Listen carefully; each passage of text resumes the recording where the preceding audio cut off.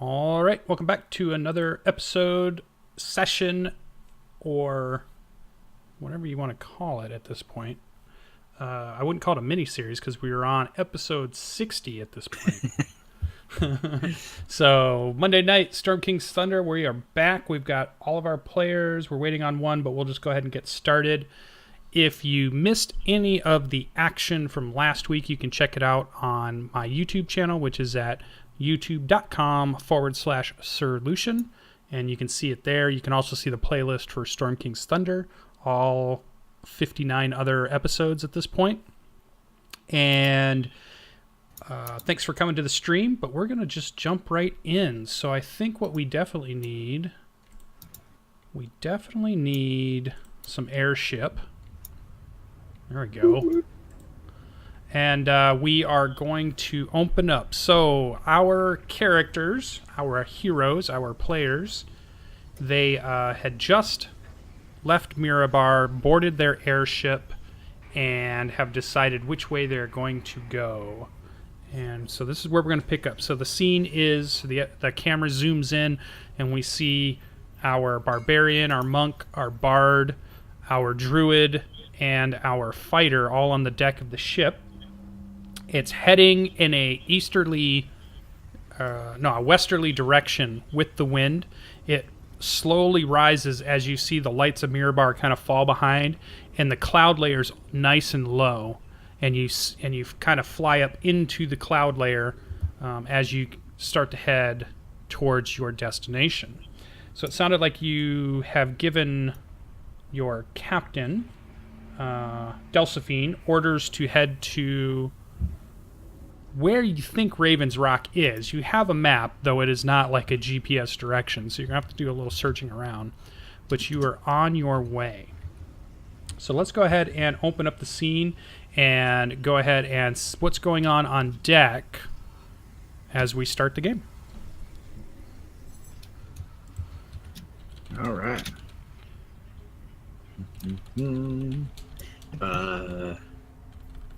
So what time of day were we at? When you left, you had picked up, you got him out of jail in the morning. Okay. So it's mid-morning, although you're in the cloud layer and you're starting to rise. It's getting colder. You're in quite a bit of a cloud bank, and you're hoping to maybe rise above it, but you can only go so high, so Right. We'll see what happens. It's kind of, the visibility is maybe a couple 100 feet. All right. I think we work it out so that, I mean, if anybody cares, but there's always like at least one of us PCs out, on watch at any time. Is that okay with everybody? Yeah, it's okay with me. Yeah, good with me. Works for me. Okay. With that, the rest of us, what do you do in your downtime, I guess? Let's say Greybeard's on watch. So what are the rest of you guys up to when you're not taking a shift? There's not much I can do on a ship in wild shape. So Edrim really gets kind of bummed that he's stuck up here for a couple days. Aw. You'd turn into a friendly dog. Or you can't fly yet, right? I cannot. That'll be sweet, though, when you can. He can fall. And I'm gonna Yeah. That's like I'll play flying. music and entertain the crew while we're up here. Nice. Learn some new sailing tunes if I can. Yeah, one of the things you notice as far as the crew is there's always somebody at the helm. There's always somebody up front as a lookout. You always see one of the crew climbs up around the balloon that's above you, and then there's a crow's nest up there that they use as a lookout. And then there's always one person that's stationed at the aft that looks back. And they're kind of near the ballista weapons. There's two, one up front, one in the back. And those two crewmen are there, but they're usually just, lookouts for just keeping an eye on what's going on. Although with visibility so low at the moment, not too much to see. When you showed Delphine the map, and you kind of said, well, we're going to go into the spine of the world, and you kind of have an idea where you're going. She thinks it's probably a day and a half travel if the map is fairly accurate, and so you got about a day and a half of travel ahead of you. Okay. All right. So it goes by pretty quickly. The wind picks up. It's a little disorienting to be up here and not be able to see above or below, as if you're almost sailing on the sea through fog, in a way. So you kind of get this weird sensation that you're no longer flying, that you're actually sailing Awesome. as you head out. So it's about a day and a half has gone by. You're about midday, as you can guess, on the second day, and Delphine's back at the helm again, and she kind of who would be on deck at the halfway midpoint? D6. Oh wait, there's 5 of us. Edrim D5. is probably on deck most of the time, even if he's not on watch. All right, that's you then. Edrim's up. All right, yeah. So Delphine kind of yells over to you, Edrim, waves you over, and she says to you, "I think we're getting pretty close. Are you giving the order to start to descend, or what do you want to do?" Let me consult with my teammates, and I will go down and gather everybody up. Yeah, and as you walk away, you definitely don't see a big eye roll, but yeah. Okay. Yeah, as far as I'm concerned, yep, let's do it. Unless anybody's got some concerns or beforehand plans or whatever. I'm just making the assumption we're going to be in hostile territory, so I wanted to make sure everybody was ready before we started descending. Okay. Yeah. We'll, all hands on deck or whatever. And or at least Greybeard stomps out onto deck. Checking his equipment and putting his ukasha, or however you pronounce it, ear flap hat. Ush. How do you pronounce it? Wrong set of notes. Anyway, he's got his hat on. Okay. There it is. Ushanka. So you hear Delphine yell out to one of the crew on the front end, and you hear say, "Brass, lower the chain." And then she starts adjusting some of the levers up near the helm area, and you see Brass gets out. There's a barrel up at the front, and inside it is a chain, which probably, I bet Greybeard would recognize. It's a way to check fathom when you actually are sailing. So you would be checking for how far down you are. And she heaves the chain over, and you just hear it reeling out, and then you hear it clink, and you can see that the chain must be anchored into the barrel at the bottom, and then the other side of the chain is all the way out over the rail, and it's just kind of hanging in the wind. And you see Brass is holding on and checking it, and every now and then pulls on it, and it pulls up and then lets it go again, and has no resistance to it yet. And then they start descending down through this cloud layer. He starts yelling out, how fast they're moving. No contact with bottom yet. No land that they can see, and he's watching out below. And you can see all of the lookouts are looking kind of over the side of the ship, trying to catch anything that they can as far as ground or anything, because you're in a mountainy area. So, I mean, at any moment, a mountain peak could just go right by, or you could smash into it. That's reassuring. Yeah, you definitely see that this is a nerve-wracking They're a little frightened too. They're professionals. They seem to have done this before, but there's definitely some nervousness as they begin to descend. They've slowed down their forward momentum so that they're not moving forward as fast. So that hopefully they will be able to steer if need to, emergency. And it takes a while as they're slowly moving down for safety, and then all of a sudden you come down out of the cloud layer. And though it is still misty and snow is falling from this obviously you've been in a kind of like a snowstorm cloud base that you've been in. And as you come down below it, you start to see ground now. And you're in this mountainy, jagged ravines, and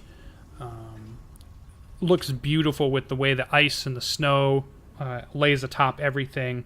And you judge yourselves to be probably 400 to 500 feet from the ground, and begin to move forward again as they start reeling the chain in now that they can actually see. Sweet. So you kind of search throughout the day. You're moving in that general direction, but this is a big area, and it kind of probably needs everybody being a lookout or looking on all sides to have any real chance of spotting where this thing is. With the current just one or two people looking, it's going to be hard for them to spot what you're trying to find. Are we Keep an close eye- enough to see the river? I was just going to say, keep an eye out for the Black Raven River. Well, you see waterways. You're not sure. You see some waterways, but you're not sure if they're the ones from the way the map has been made. You don't know if those ones on the map are accurate. The map you guys are looking at here is definitely not 100% accurate. Okay. This is more like a cartographer's rendition of it. And you see some waterways. You see some smaller ones. You see some bigger ones. They don't quite match the pattern that you're at, but there's definitely waterways and rivers out there.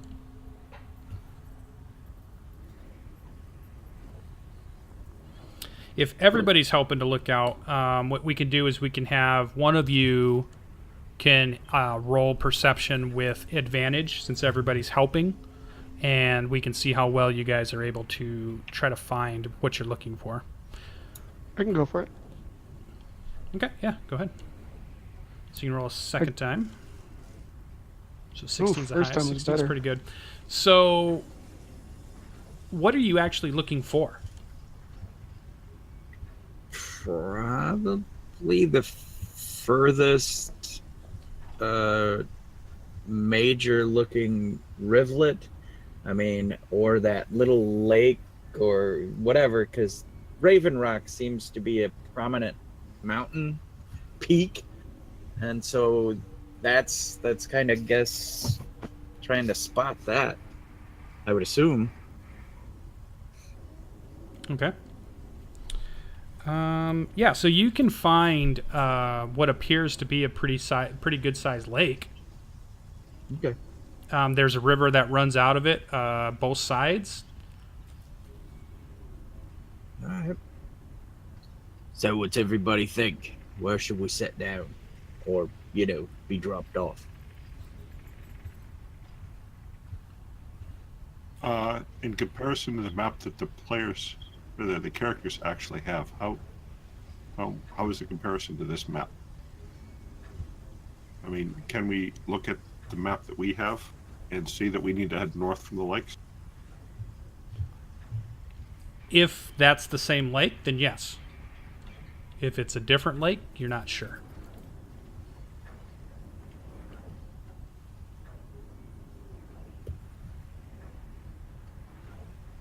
Well, we got to start somewhere. Shall we Yeah. aim for Yeah. that lake? Yep, sounds good. Good call, Edrim. So what do you tell Delphine?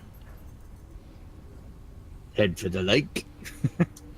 All right. Yeah. So she wheels it over a little bit, and it feels like you're heading due west, and you guys fly, and it's not too long, and you're over a lake. Okay. About 400 or 500 feet up. All right. Do we see like a mountain peak with a crag or a ravine beyond it? I mean, I'm assuming because we're in the air, we can see for miles, right? Or is that? You know how like when what's the best way to describe it? If you're only 500 feet up in an air balloon or an airplane coming up out of the airport, you can see for maybe 10 to 20 miles, but not much further than that. Okay. All right. I guess we're and looking. What you do see, is it's definitely mountainy. It's definitely crags and ravines, snow covered, and definitely giant mountains to the north. But they're definitely a ways off. Okay. So, should we have done some more homework about this Raven Rock?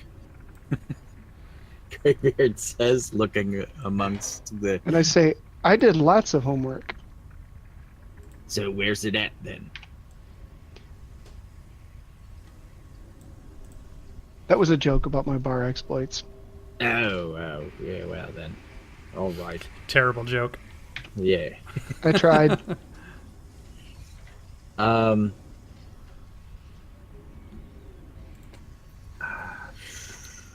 So you said that that there is some mountain peaks to the north of us. Yeah, well, everything north, you can tell the mountains get bigger and more of them the further north. But that's been true this whole trip. Let's try to follow the main tributary out of that lake we're above, and just try to follow it north as best we can till we see the first real mountain peak that's not like one of those hillocks on the map. Okay. Yeah, so you guys travel for another hour or two, and then out towards the front, one of the lookouts yells back. It's Brass is still up at front. He yells back and says something off the bow. He yells to Delphine. You see Delphine start to pull back on how fast the airship is traveling northward. And whoever kind of goes up there to take a look, you can see just at the edge of your vision, you see some dark shapes that seem to be, I don't know, kind of definitely 300 or 400 feet into the air.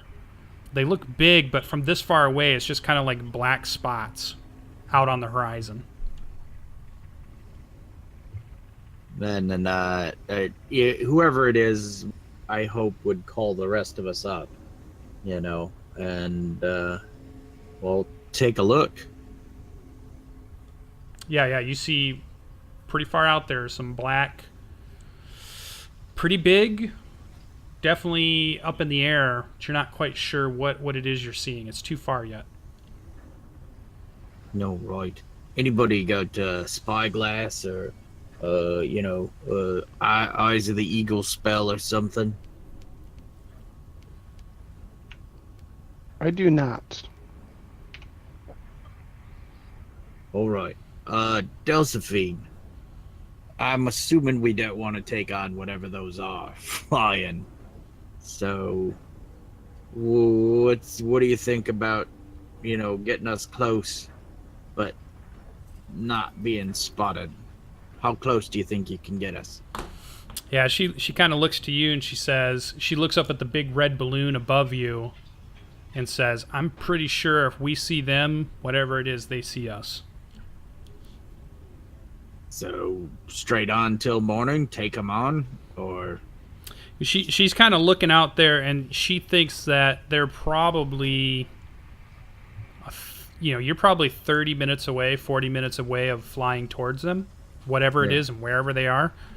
She's watching, and she can't quite tell because it's too far out. She can't tell if they're heading this way.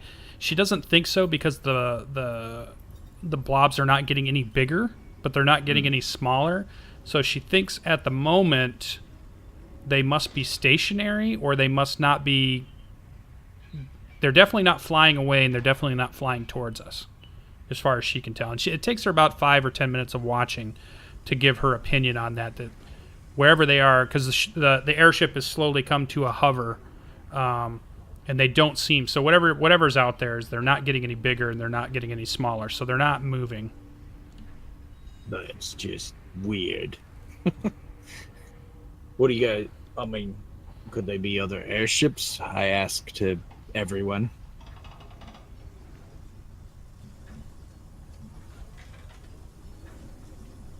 Well, I think at this point it's going to be hard to tell what they are until we get closer.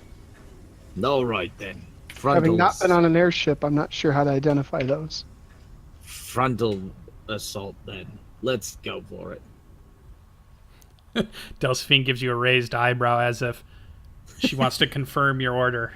Full steam ahead, then, is what I'm hearing, she says. Unless somebody's too afraid. Are we? I mean, is this... All right, she We says, only "Press. live once. Man the ballista," and then she yells out to Perella, "Man the aft ballista," and you see them start to put the ammunition inside of the ballistas. You hear the like a whooshing fire sound as the ship lurches forward, and you begin to, as you watch out on the horizon. Now, who's staying up at the front? I'm definitely Greybeard, and he cracks his neck really loud, and then loosens, makes sure his javelins he's able to they're not like frozen in their scabbard and whatnot. And Okay. Yeah, there's probably enough room for maybe 3 people, but the ballista kind of takes up a large portion of it. Edrim's up there too. Okay, so Greybeard and Edrim, as you guys move closer, the blobs seem to be getting slightly bigger, and you're probably maybe a mile out, maybe 2 miles out, maybe a mile and a half. You can tell whatever they are, they seem to be big, they seem to be circling. So they're moving slightly, almost in a circular fashion. And they're big, and they are definitely black. And you're starting to be able to pick out wings. And then as you continue to get closer, you can tell these are giant ravens that seem to be circling. Oh, all right. GB will yell up, "Crow's Nest, keep an eye out from attack from above. Call out when you see the enemy." And then I look at everyone and anybody, bows? Come on, get your bows out. Let's make this happen. What's the weather like? Above you is still the large snow cloud bank. Snow is still falling. Not heavy. It's probably a moderate snow all around you. Okay. The wind seems to be pushing towards the west, and you guys are mostly moving to the north. So you're getting closer. The ravens seem to be just circling. There looks to be... You start to be able to get a count. There are 8 giant ravens, and they're, from what you can tell as you've now been kind of looking at them, they seem to be paying you no attention at all. As you keep getting closer, you're probably about half a mile out, and you're pretty sure they're probably the size of... They kind of remind you of the vultures that attacked you guys on the cloud ship a long time ago, on the cloud giant's floating tower. And they're definitely that size. So they're definitely like, I don't know, the size of a horse that flies.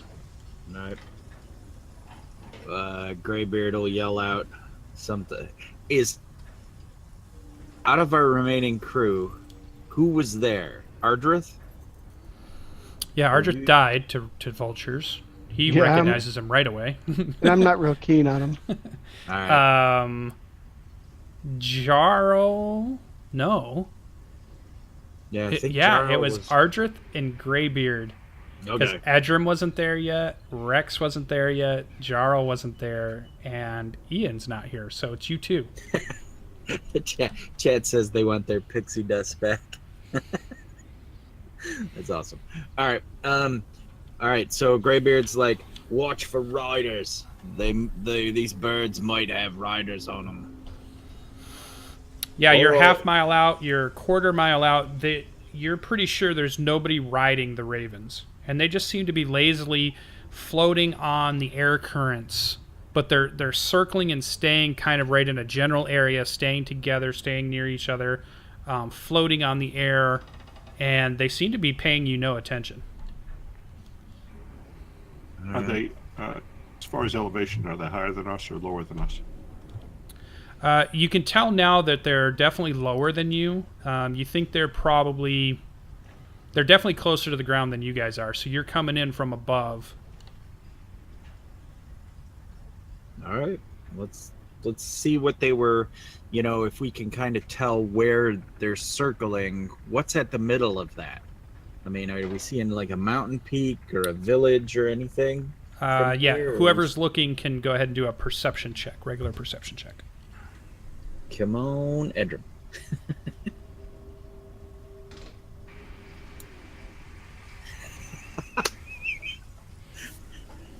I don't see it. I don't. You guys are lying. Greybeard's blinded by the white of everything is on the ground. It's like, hey, there's snow down there.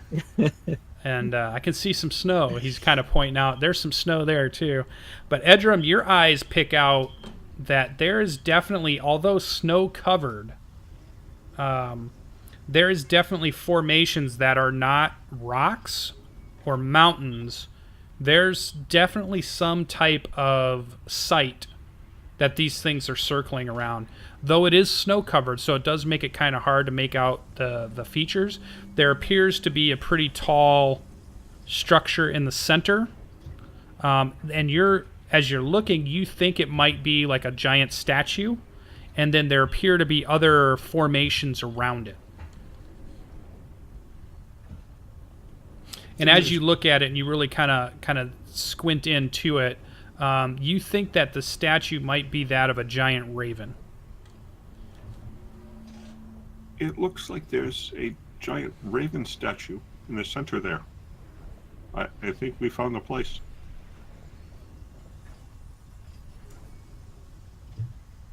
Well, that must be the spot then. And I ask Delphine, what do you think? Can you get us close? She kind of looks at you and says to you, I can land it right on top if you want. I don't know if that would be wise. Well, we could always climb down then. But, what do you think, fellas? I say we go in closer. All right. Came all this way. It would be a shame not to visit it. All right, she begins. So you're about a quarter mile out. You're definitely 500 feet up or so. So do you want her to just stay 500 feet up and go to it, or descend? What do you think, Rex? Start lowering now, or wait till we get over top of it and then drift down? I think it'd be better to start lowering now. You heard the man, Delphine. Thank you. Yeah, and you hear her grumble. He doesn't sound much like a pirate. And then she begins to slowly descend the ship towards what you think are these formations. It's because he's got a crush on her. And so she comes down, and at the 300-foot mark or so, give or take, that you can tell that's the level that the ravens are on. And she continues to drift further down. And as you skirt up to it, she's just motoring right along towards this formation. And all of you can start to see it. You definitely can make out the giant statue in the center, but there's definitely other structures that are built up around it. Uh-oh. And yeah, you guys are motoring right on in. Do we see any, like, signs of life? Like lights, maybe? You don't see any lights. You can tell that it's starting, you're probably about an hour from sundown. What about smoke, cooking fires, any of that kind of thing? Not at the site, as far as you can tell. And I think what I'll do is I'll move you guys over to the map area and let you get a chance to look at it here. So let me turn one thing on here. That, and then so I'm going to move you guys over, but it should be a black screen for just a moment. Then towards the bottom,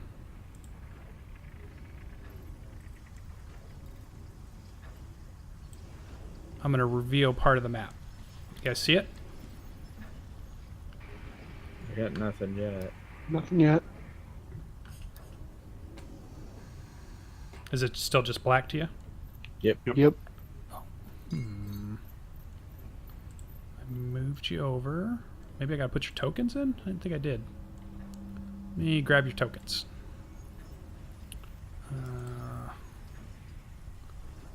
That would be this crowd.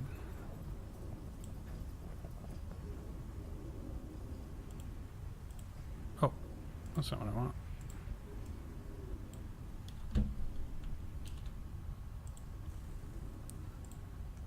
Sailing, sailing, sailing the skies blue. Oh. Cool. How about now? Yeah. Awesome. Okay. So that's what you guys are motoring in towards. Alright. Okay. And like we said, we don't see any fires or smoke drifting or anything like that? Nope. All right. The ravens are still circling above. You're down. You're probably only about 100 feet off the ground at this point, coming in, almost kind of level with the giant raven statue that you can clearly see now. Everything else is snow covered, but there's obviously other large stones that have been set. There's humps of lots of stacked rocks and such. Delphine, if you'd be so kind to fly us a one circle around the old Raven Rock there. Take a look at the ground. And I check the Flame Weaver sword on my back and, make sure it's ready to rip from its scabbard. Okay.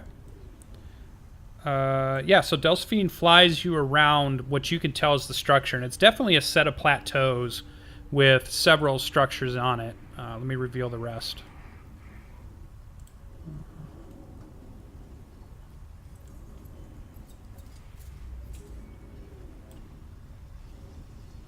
So you make kind of like a circle orbit around it, and you're able to tell that there are the cairns are basically stacked rocks, stacked stones, flat stones that have been stacked up at varying heights. There are the larger structures are the think of like Stonehenge stones. Oh, cool. Large stones. They definitely are in some type of pattern that you don't recognize, but it's clear that it's a pattern of some sort. Okay.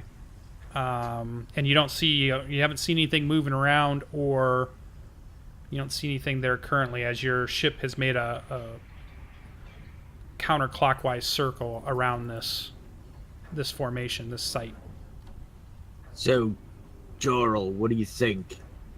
Raven Rock or like that altar place over there?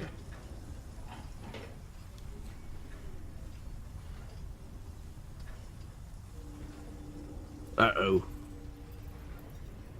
Jarral's been stricken mute. I have regained my voice. Good. I was a little verklempt. Raven Rock or the altar? Well, what do you think? The artifact was mentioned to be in a tomb or something. Personally, I think altars are more interesting. They have usually more significance. And perhaps there's other artifacts buried around the area. I would pick the altar. Edrim nods. Well, let's go then. Altar it is. Bring us in over the altar.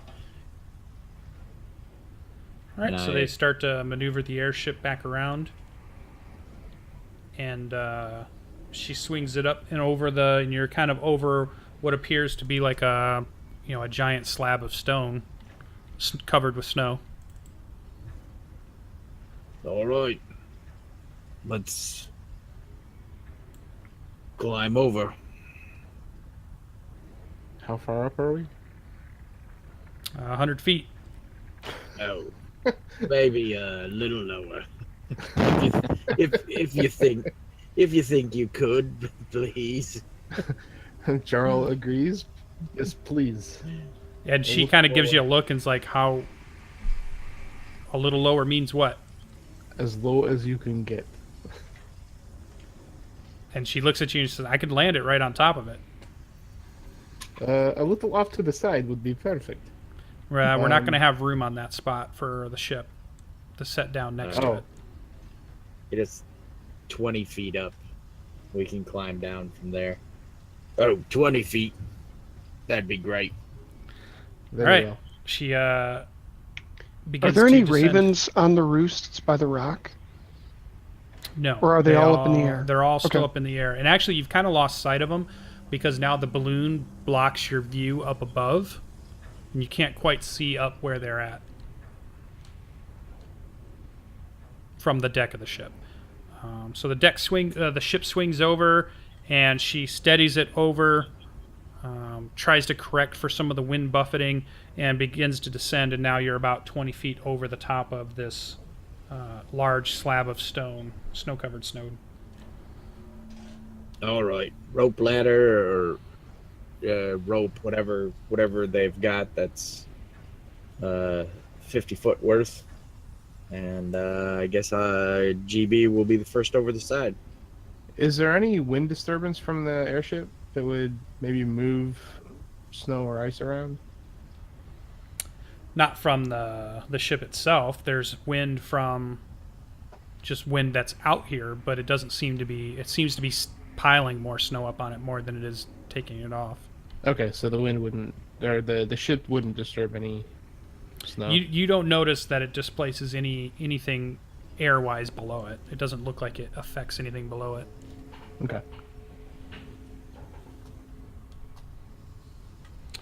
All right, so rope ladders are out. You guys are gonna head over. So athletics checks as you guys climb over on rope ladders as it's snowing. Slight buffeting. Athletics.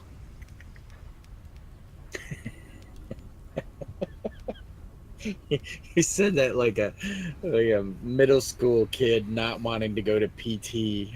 Yeah. Well, -1, man. All right, everybody's able to scurry down. You're on the ground next to where the altar is, and up above you, 20 feet above you, is a giant airship. All right. Edrim will kind of gesture with his hands and use Druid craft, create a small wind, try to clean off the altar. And Jarral kind of has perked up perceivably, and this is kind of his element, kind of digging around, archaeology kind of stuff. So he's kind of scoping the area out, and he's looking around to see what he can find, and he's paying particular attention after Edrim is kind of whipping the wind up to clear some of the snow and stuff away to see what he can see. And he's asking, everybody, watch where you step. We don't know what is around here. Just keep your eyes open for anything that could look interesting or out of place. Okay, so using your Druid craft, you kind of shape the wind that's already there, and you're able to swirl it around the top of this stone. And it's clear that it's a very gray stone. It looks like it's a giant slab, maybe of the same materials that maybe some of the large structures were made from. And it has intricate carvings all around the sides of it. And then you can tell that there's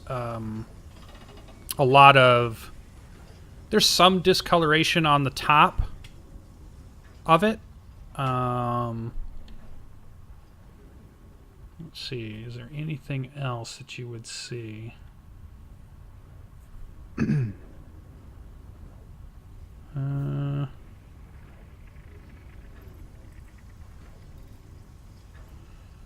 That's about all you see.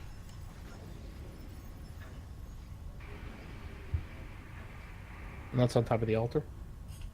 Yeah. It's definitely something that's used in rituals. It doesn't look like it's been used. It looks like it's something used often, but not necessarily like in the last week or so, as far as you can tell. It looks like it's a giant... I mean, it's exactly what you would expect a stone altar to be. It's clear that it's a religious area for this barbarian tribe.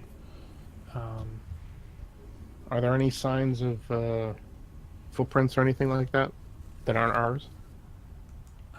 You're not finding anything in the snow that's not what you guys have already just put in. Do I notice anything if I'm looking at the menhir?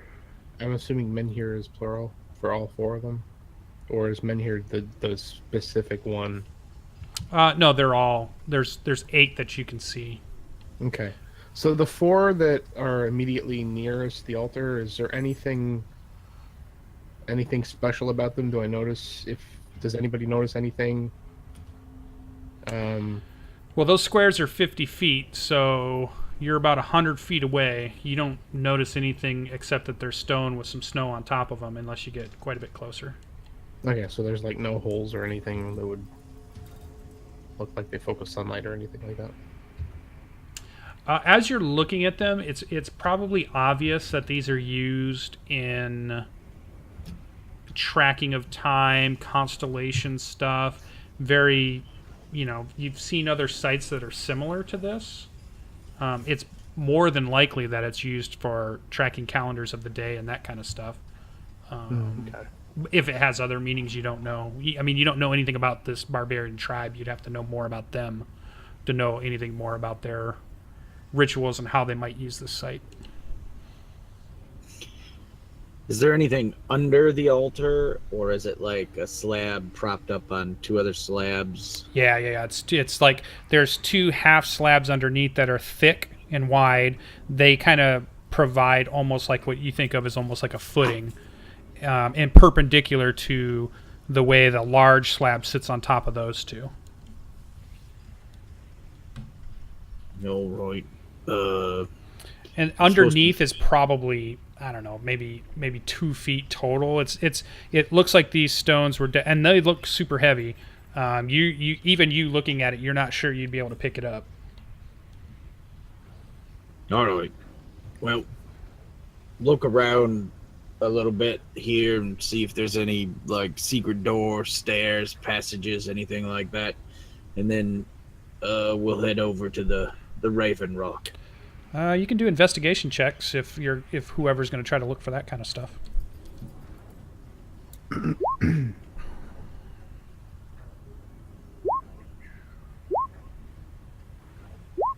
I can't even find my shoelaces. My shoes are gone. They're I can't gone. find my footprints in the snow. Your feet are covered in snow. You're just freaking out. You're not finding any secret doors. You're not finding any stairs or anything. You're not finding anything. And you didn't notice any more footprints than what you guys had seems to be from your boots. All right, over to the rock then. And then is there like a cavern or a ditch around us, or what's the terrain here? Does it go down? Yeah, it drops. comes Yeah, up? it drops down. And it looks like you can tell that the statue looks to be about 100 feet tall.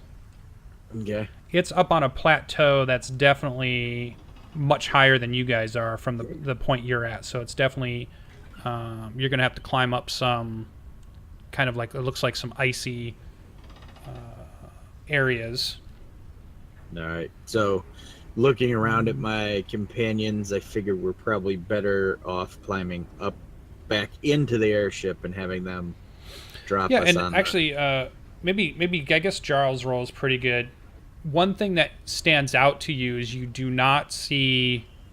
There's no footpath up to this altar. I mean, it's sheer kind of this little round plateau that you're on. There's no like footway that you would walk up here. So either they're scaling ice rock, 20 foot, 30 feet up, or they have some other means of getting up here. Ravens. All right. Okay. Yeah, let's climb up or whatever and get back and have the airship drop us off over on the Raven Rock plateau. All right. Everybody's climbing back up. So athletic checks on... So we're still at the altar, though, right? Yeah.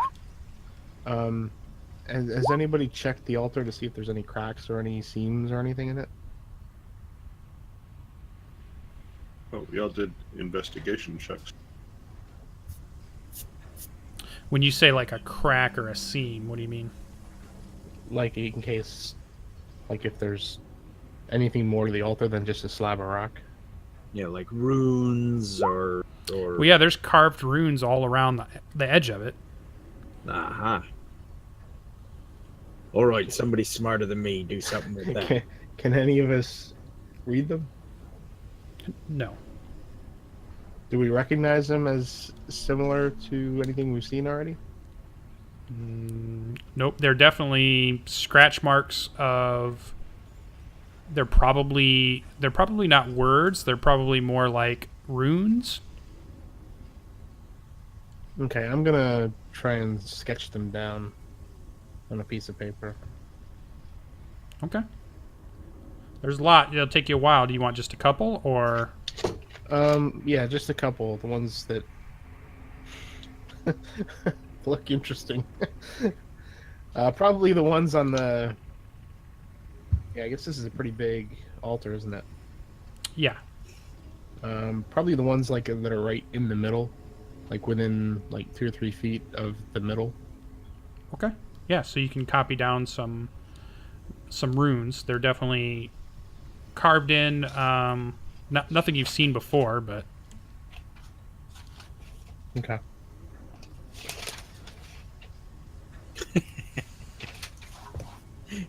Nobody's got comprehend languages or anything like that? I've got a lot of languages, but I don't know if I recognize this one. Yep. I have a couple languages also, but apparently not this one. My hands are getting cold. All right. Let's head over to the Raven Rock. and your feet. Druids, am I right? All right, so you guys are climbing back up the rope ladder there. Should put some Attempted. fur Yep. on. So we have Edrim and Ardreth. You slip halfway up, but go ahead and make a strength saving throw to see if you can grab the couple rungs down before you actually fall. Yeah, you're able to catch on well, Ardreth. You make it look like you were trying to do it. Just an act. And then Jarral still needs to roll athletics. So we're rolling again? You're climbing back up, or are you staying at the altar? Yeah, I guess I'm going back up. Edrim, you actually do fall. You catch. So what we see is, Jarl's fine. Okay, so on one of the ladders, because there's a couple of different ladders that they have, so you don't all have to use the same one. Edrim is climbing up, and he's about the midway up, and he slips. He goes down about 4 rungs, and he reaches his arm out, and he grabs it, and it almost looks like he's about to stop it, and then his fingers slip free. And his hands are really cold, so he's just not able to get a good grip. And you see him kind of fall back on his back onto the ground. And you're not too far up, so we're only going to give you a little bit here.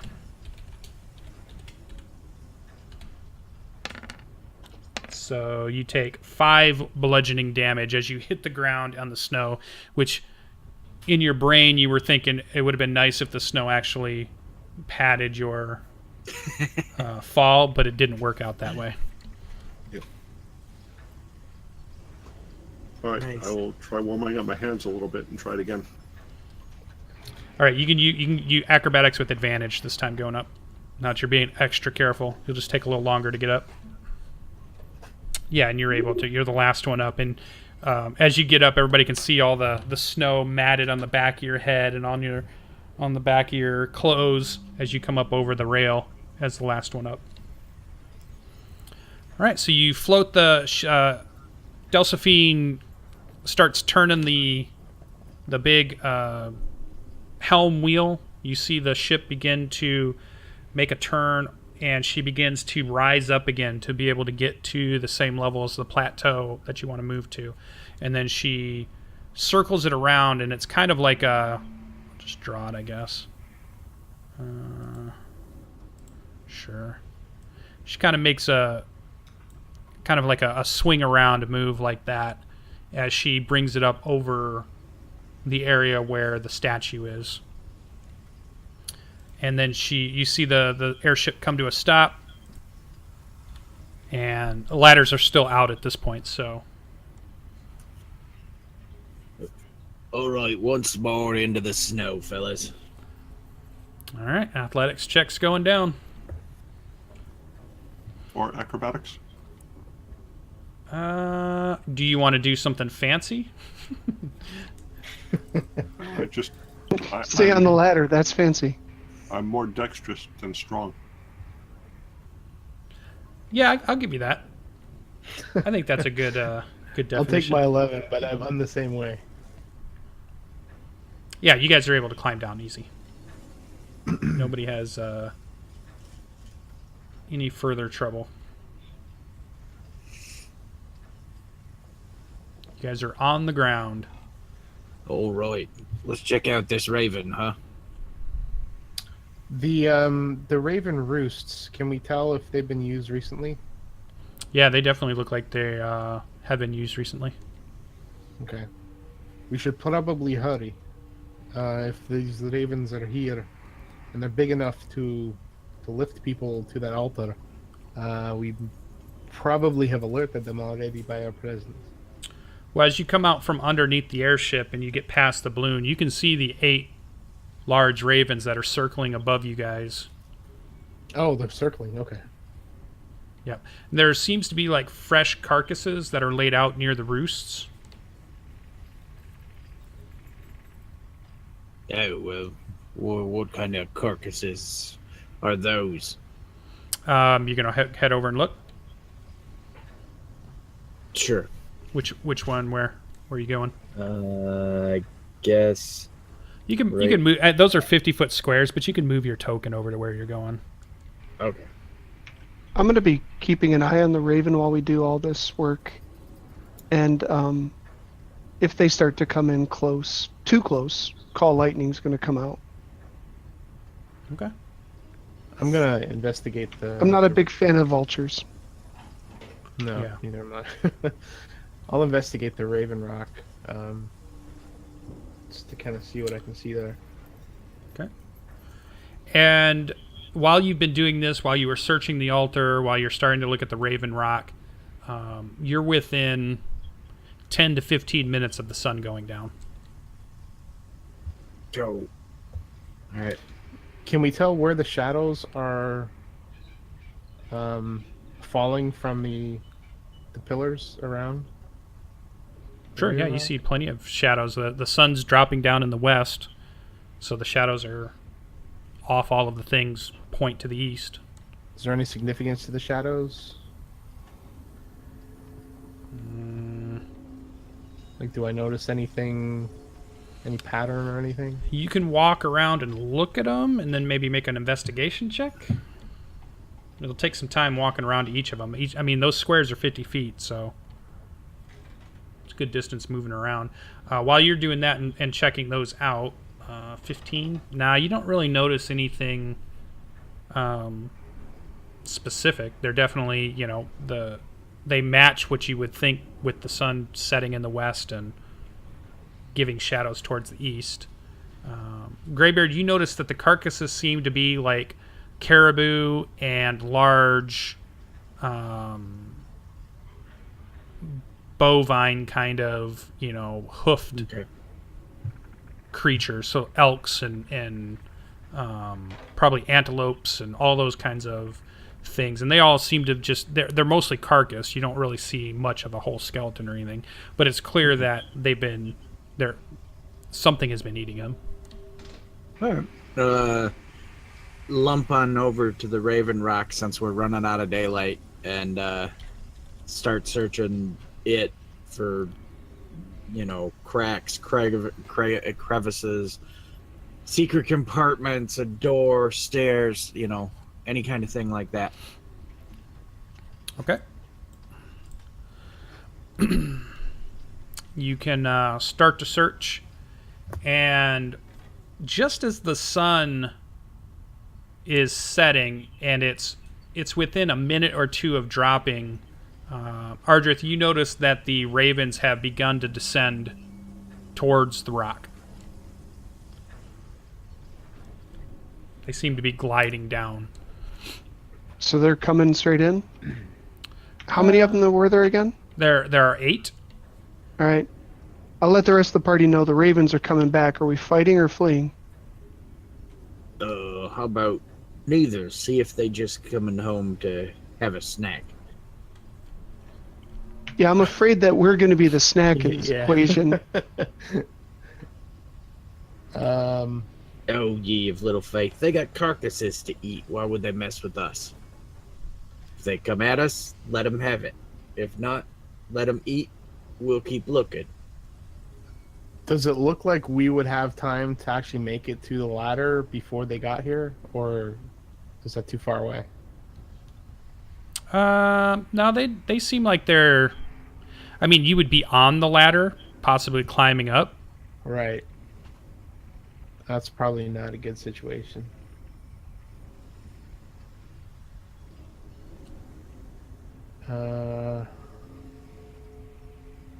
Greybeard's checking out the rock.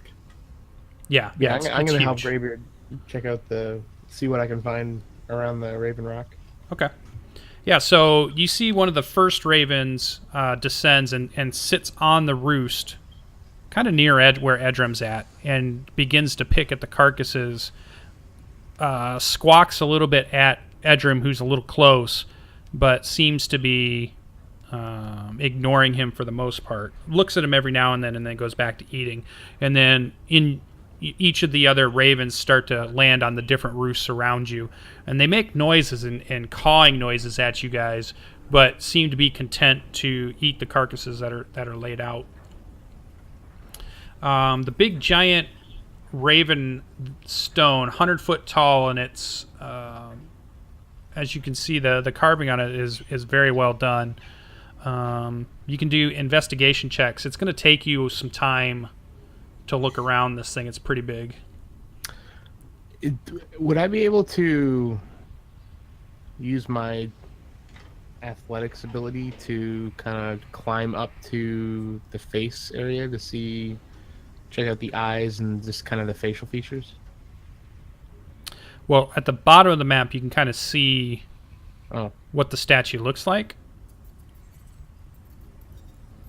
So sure, you can try to climb it.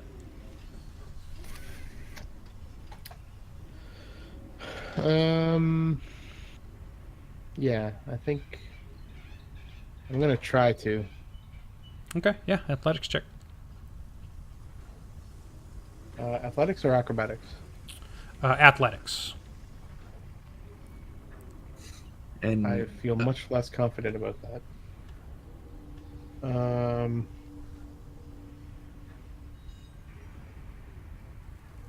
As Jarl is sitting there Wow. contemplating if he wants to climb, I'm just gonna start going up.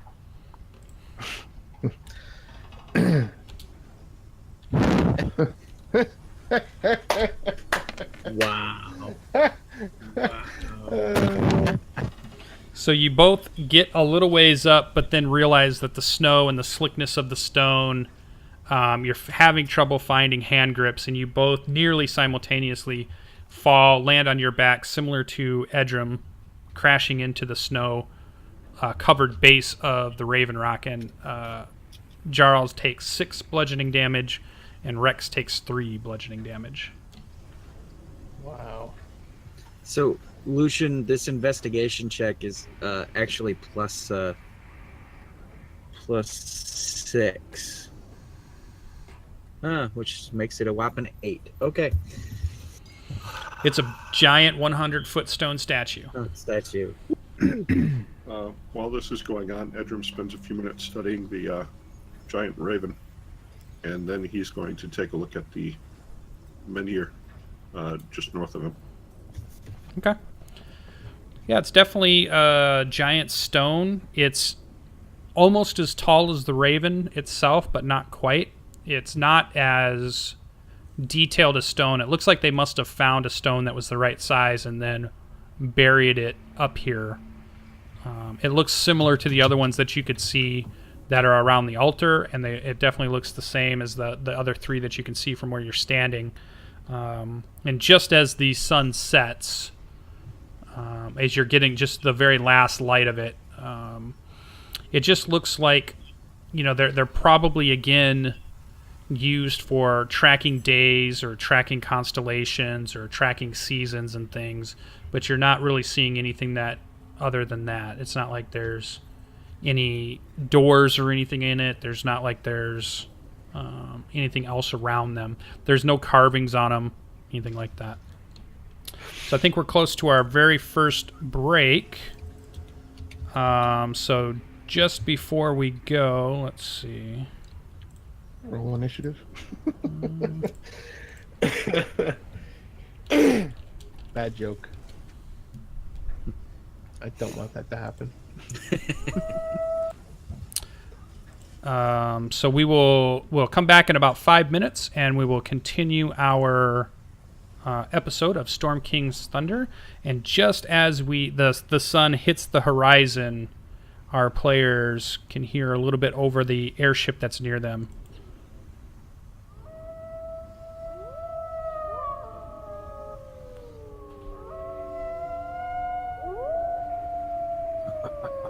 Oh no. I don't like the sound of that. All right, and we will be I don't have back. sound set up, so I missed it.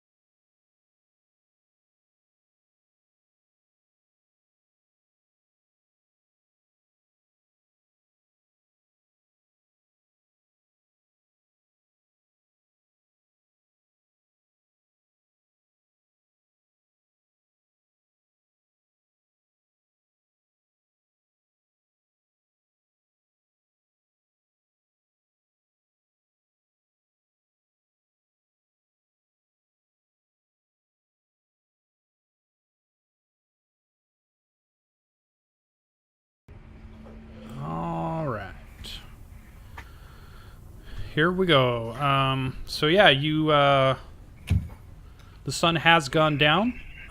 There's still a light snow out there, and off in the distance, you've heard some howling. As far as you can tell, was probably to the south of you, but you weren't quite sure how far out it was. It wasn't like it was real close, but it was definitely off in the distance. Any particular direction, like specifically one you think way? south? Okay. Do the birds react to it at all? No. I don't think the wolves would make it up these cliffs to reach us. Perhaps not, but the ravens still could. I mean, they're here. So the carcasses that they're feeding on, how many carcasses are there? Hard to say because it's only pieces. They're not like intact animals or anything like that. They've obviously been here a while, though some of them are fresh. I mean, maybe dozens, maybe. Does it look like there's enough to keep them from eating us? Quantity-wise? Not sure Jarral would be able to judge that. Edrim maybe could guess that. If you wanted to do a nature check. Did somebody ask? Yeah, Jarral just did. I asked that question out loud. Yeah, Edrim's not sure. He thinks looks like there's enough.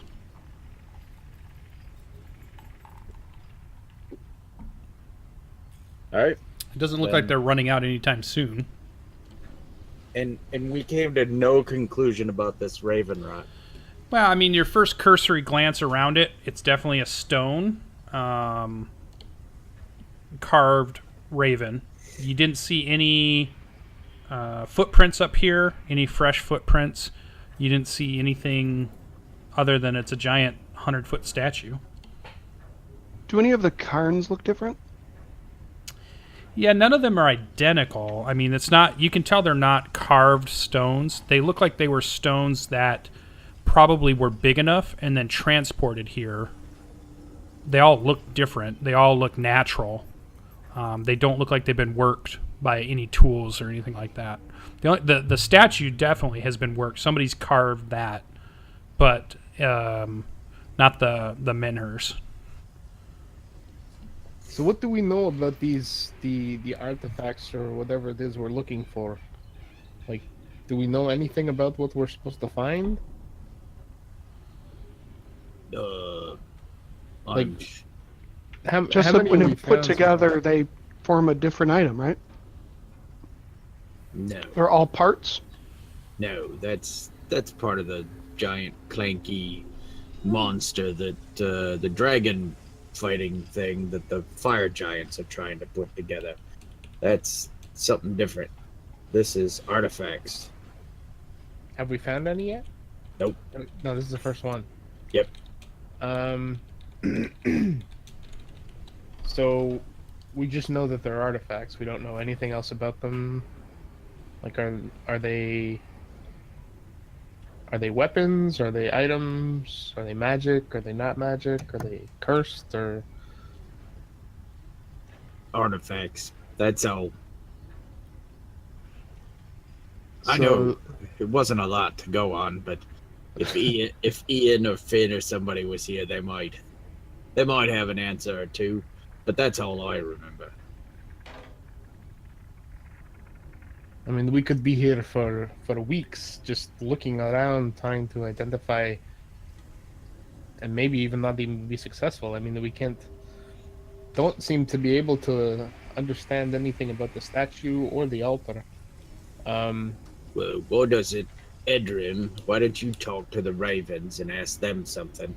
And why don't Ardreth or somebody do that magic-y look thing, you know? Sort of omens, sight beyond sight thing where they can see magic. Jarral seems very impressed with your reasoning. Well, I've seen you do it before.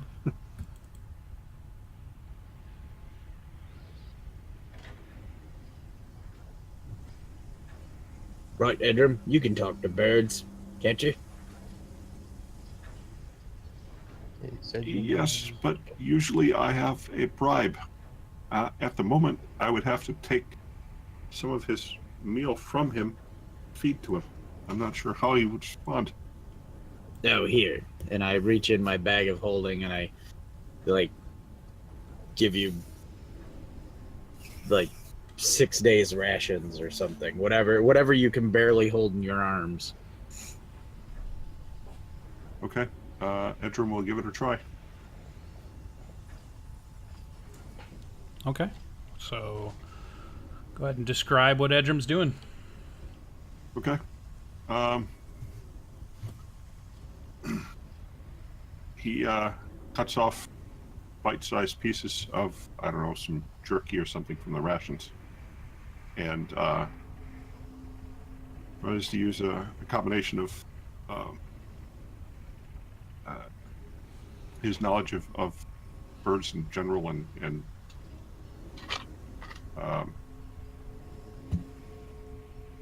his affinity for nature, see if he can come up with a couple of answers for us. Okay. So once he gets the raven's attention, he asks about the other ground travelers that are often around here. Who brings these offerings? Yeah, and it does the kind of bird side-to-side look at you. It's enormous compared when it's just sitting kind of next to you, but it takes your offering pretty gingerly. And it communicates to you that the creatures that are similar to you come here once a month or so, once every new moon.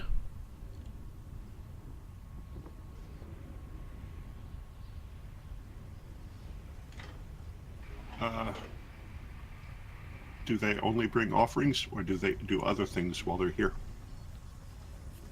Yeah, it communicates to you that yes, they typically bring food for the ravens that are here, and they appear to. It describes how would it say that? Probably gyrating and jumping and leaping and running around the statue. And does anything happen at the statue? Does the statue do anything in response, or is it just jumping and gyrating that goes on? Yeah, it says no. The stone is always stone. Okay. Well, I feed him as much of the rest of the rations as the raven will eat. I'm sure as most of it. Ask him about the Raven Rock itself, and if there's tunnels or caves or anything around. I can try, but I don't know if a bird would know anything about those. It's not a bat. All right. Well, worth a chance. We need to find an artifact. Something ancient. Is there anybody who can detect magic or anything? I mean, are these? I mean, one would assume that maybe these artifacts have some power within them. Possibly. I don't know if there's anyone in the party who can anymore.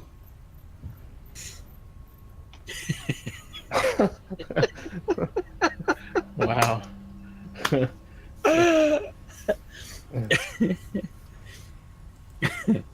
Oh, they're not gonna like Greybeard's other option. Let's tip this statue over and see if there's anything underneath it. As far as the ravens are concerned, it's just stone. And then The, off in the distance, it definitely sounds closer. You hear wolf calls, one answering each other. Are they genuine wolf calls, or is somebody trying to imitate wolf calls? No, you recognize it as wolves. All right, fellas. Are we gonna have a fight, or are we flying away empty-handed? Did you tell us, Edrim, what the birds told us? Yes. How can Um, can you ask them how long ago the humans were here? Yes, the humans were last here at the full moon. I don't know how long ago that was in game time. Okay. Yeah, you think that was a couple weeks ago? Okay. Is when the last full moon was. So we should be all right for that. And the barbarians, when they arrive, bring food, and they have a ritual, but it's there's no magic inherent in the ritual. It's just them celebrating their totem. Would you consider yourself friendly with the ravens? I guess so. Because as you say, if these faces are sheer, then if the wolves cannot get up here, then perhaps we could ask the ravens if we could camp here this evening, overnight. Yeah, and it's not too long after you guys are having that conversation that you noticed all of the ravens seem to be content. They seem to have slowed down on eating the carcasses, and then not necessarily as one, but pretty close. They all take flight and wing up into the air once again, and then are quickly out into the darkness, and now are now gone. Rude. Very rude. All right, so I'm not too bright, and what are we thinking?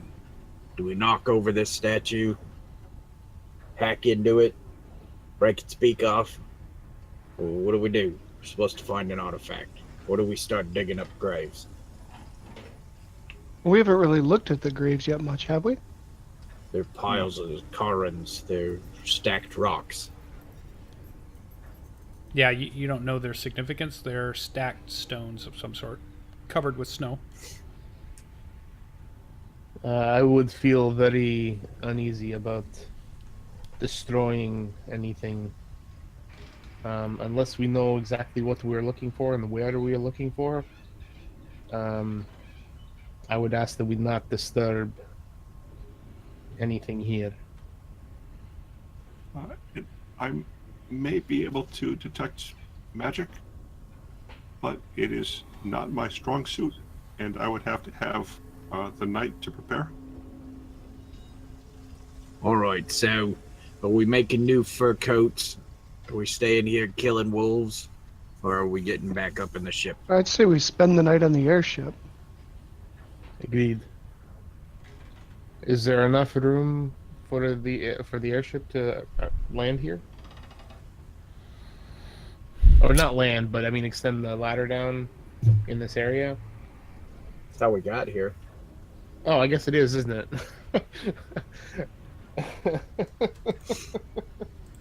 I remember seeing the arc. For some reason, I thought we walked here. Yeah, it's still floating above you. Okay. Yeah, I would agree. We should spend it on the airship. Less danger. All right, all aboard. All right. And GB will be the last one up, just to make sure everybody gets up on the ladder. All right. So go ahead and make your athletics checks. It's definitely athletics for climbing up. I would let acrobatics going down, but I think it's strength based going up. Oh! Followed by...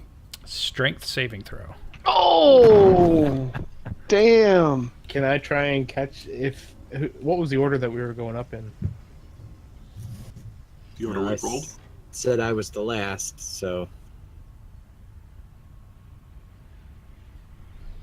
Okay, I mean if he's above me, I'll try and catch him.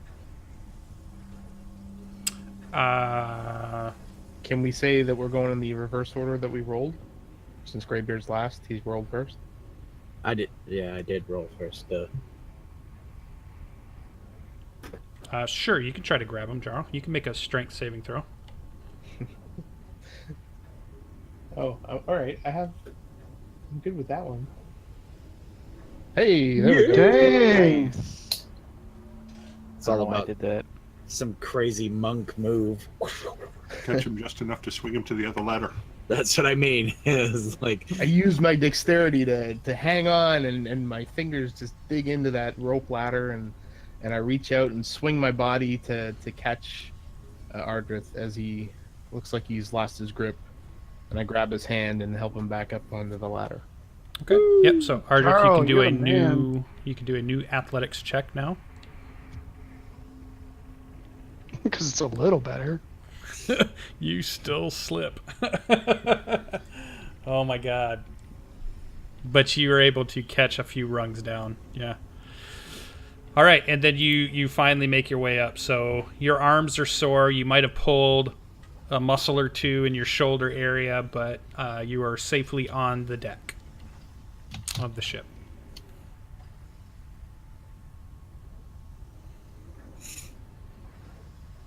all right. So how long will it take to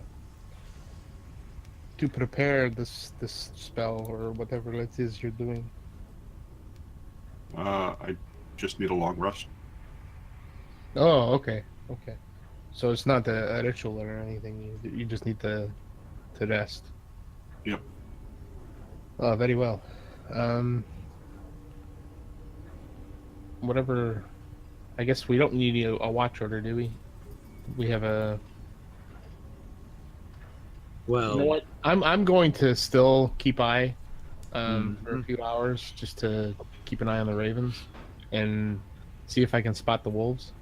and that's it. One of the party members are always awake. So, GB will take the middle of the night because I have dark vision. Well, how far above the ground are we? Because I've only got 60 feet.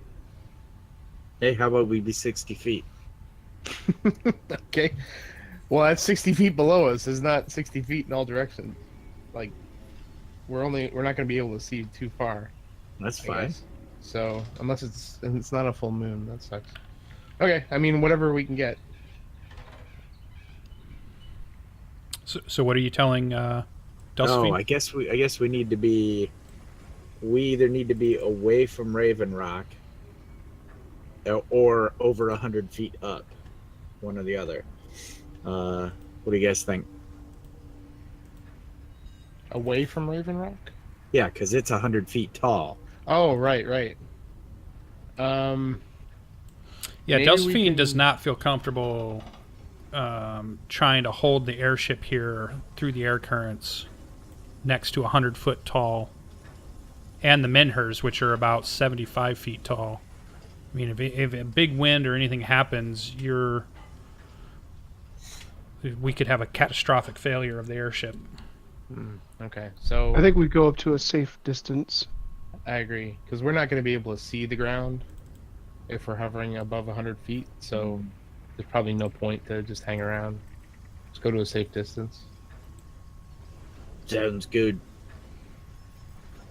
Make it so. Engage. All right, so the airship begins to ascend into the evening air. How far are we going? I mean, Greybeard, you seem to have a rapport with the captain of the ship. Perhaps we can just hover in the area, but at a safe altitude. Use your PA best. area. Use your best judgment, Captain. If you be so kind. Okay, yeah, you guys feel the airship moving. Okay. And then, like I said, we rotate. At least one of us is awake all the time during the evening. And we wait until tomorrow. Okay. So you definitely hear throughout the evening the howling wolves, and you feel like you hear answering calls out in the distance.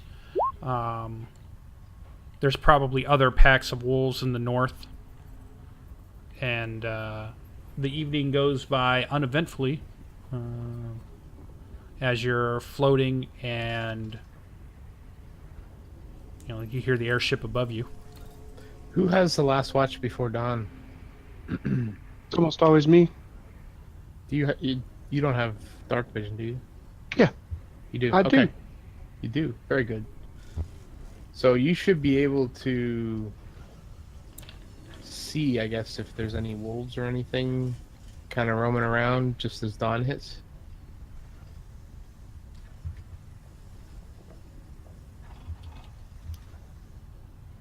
I guess so.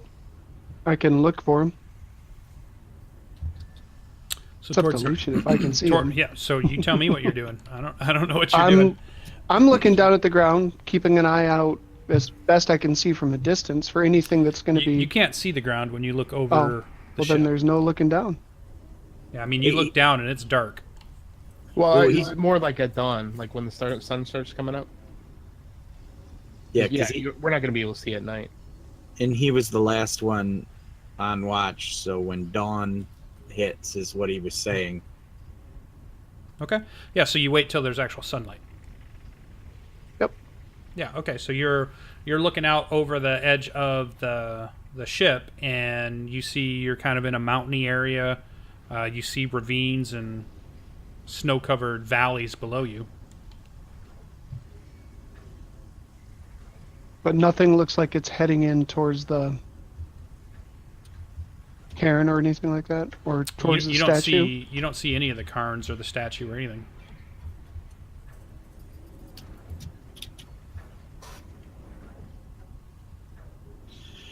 All right, fellas.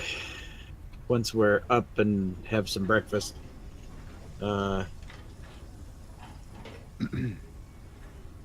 do you guys think? This has kind of been a must. I think we should head down and maximize our daylight. I don't want to get caught out here again in the evening, and this is a large area. Let's just hope that Edrim is able to glean something.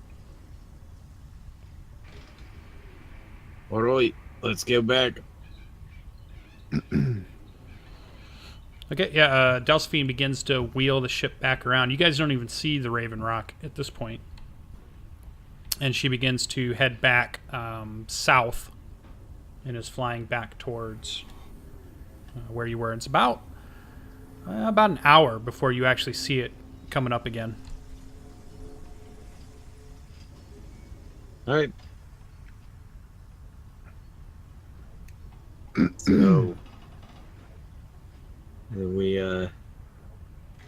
as we approach, I guess we're again, looking everywhere around, trying to keep an eye out, all hands on deck kind of thing, and watching for wolves on the ground.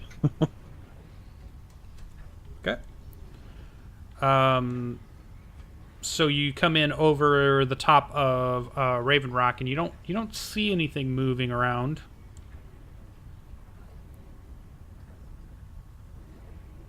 And you're probably 50 or 100 feet above the statue as the ship comes in again.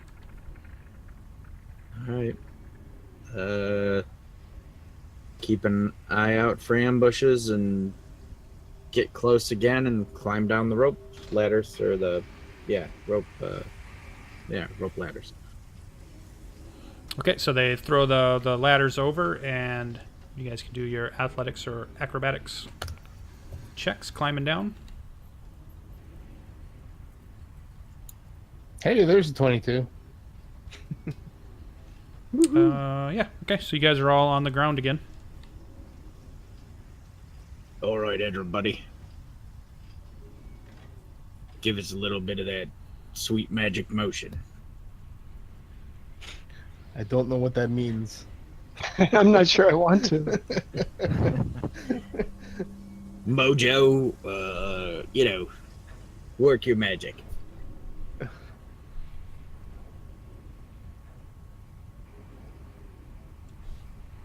Edrim, are you awake? Sorry, I had the mic muted. I have a duration of 10 minutes, a range of 30 feet. So, probably going to have to cast this a couple times throughout the day. But I will see if I can get the Raven Rock and the menhirs right around it in the first casting. Well, 30. Yeah, each square is like 50, right? Yep. So I would. Perhaps the three most prominent things in this area are the altar, the Raven Rock, and the menhirs.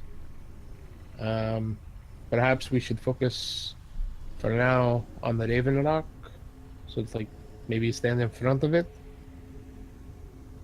I'm going to, but Oh, I'm going to okay. try to get through the Raven Rock.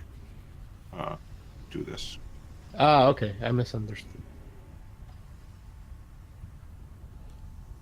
All right, so you're casting your spell. And what's that look like as you are casting this? I'm going to try to cover that area if I can. Okay. Yeah, go ahead and describe what this looks like. So he spends a minute kind of meditating a little bit, and he doesn't do this kind of magic very often, and so it's kind of rough for him. But basically, his staff, which has some living ivy growing out of it, starts to glow softly green, and hopefully if he comes across anything magical, the color will change, and it'll change to something else based on whatever school of magic he has found. All right, that's good. I like that. You can have inspiration for a good description there. And then I'm going to send you something in chat. Ooh.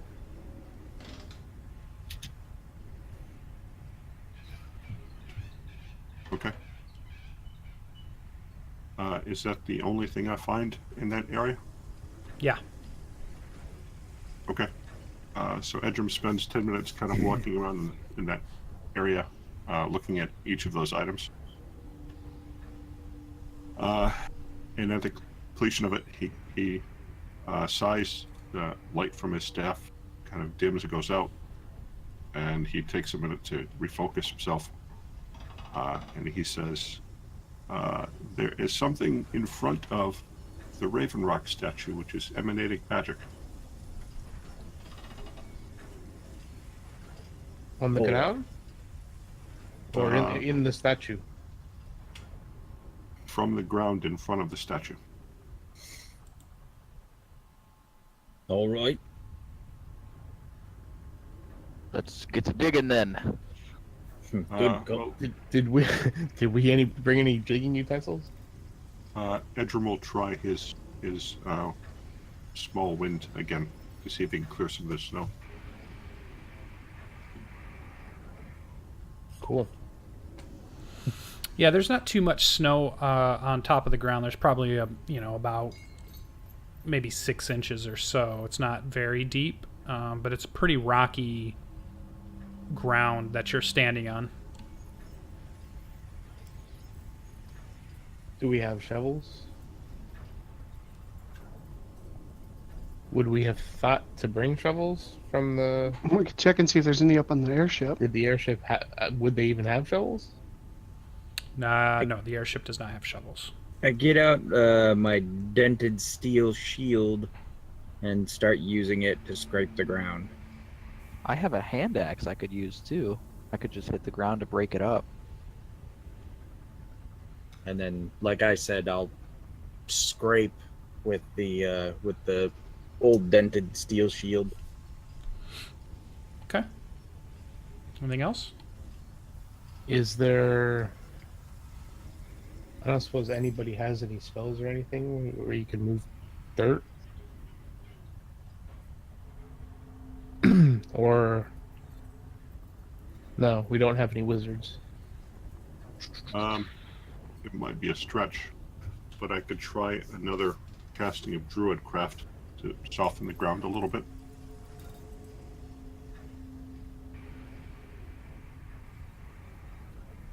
You can try. How hard is the ground? It's definitely. I mean, you're on a stone plateau. It's frozen ground. It's mostly rock. I mean, it's clear. It's not digging through sand or anything like that. Okay. So, all right. So Greybeard is dragging his shield across the ground, and Rex is using an axe to try to help out in any way he can. So an hour goes by, and mostly you move some dirt and lots of rocks, but that's about it. And GB will say to Edrim, "How far down was it?" I'm not sure. I just know that the ground in front of the statue seemed to be emanating magic. What kind? Conjuration? Jarl's going to look through the dirt that's been dug up in case what we're looking for is small. Okay. Yeah, you see lots of dirt, lots of stones. Are there any plants in the area? No. Okay. I was going to see if I could use the plant growth one in order to get something to send roots and make them more robust and break the dirt up some.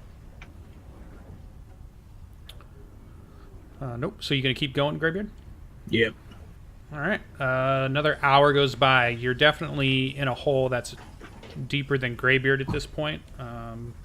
Still, all of the dirt and stone that you've moved. The shield is basically dead now.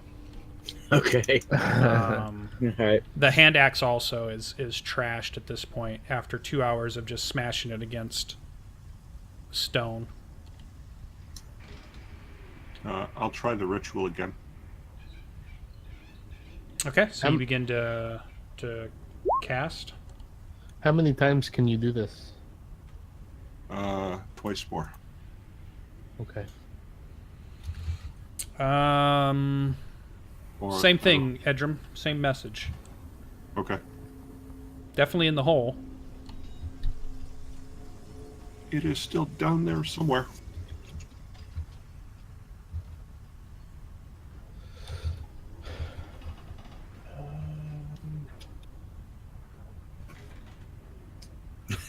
Okay. But you have no idea how far. I do not. Okay.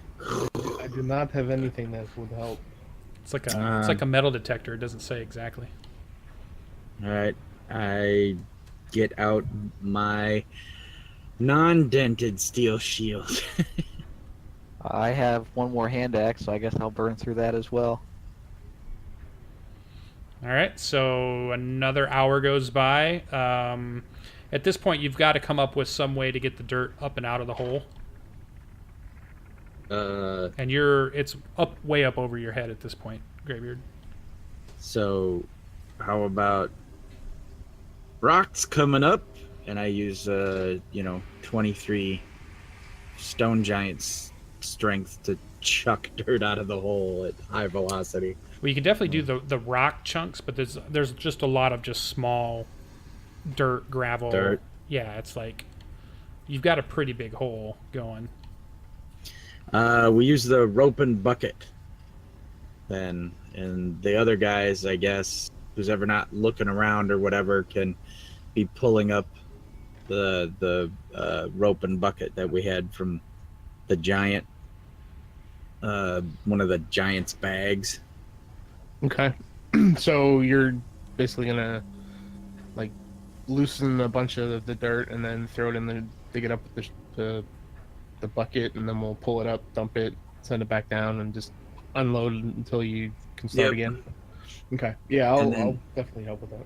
And then to one side of the hole is the rock zone where I'm just chucking the bigger hunks of actual rock. Like, say, to the north is the "Do not walk here" rock, falling rocks sign, hard hat area. So let's have, probably should have at this point, Greybeard and Rex make a Constitution check. What? Yeah, okay. You guys are still good. Okay. For exhaustion? So another hour goes by. It probably feels slower now than it was before because you can only fill the bucket, and then the bucket goes up, and then the bucket comes back, and then you can fill it again, and it's the size of a water bucket versus some big excavation, and it probably grates on you a little bit. Your dwarven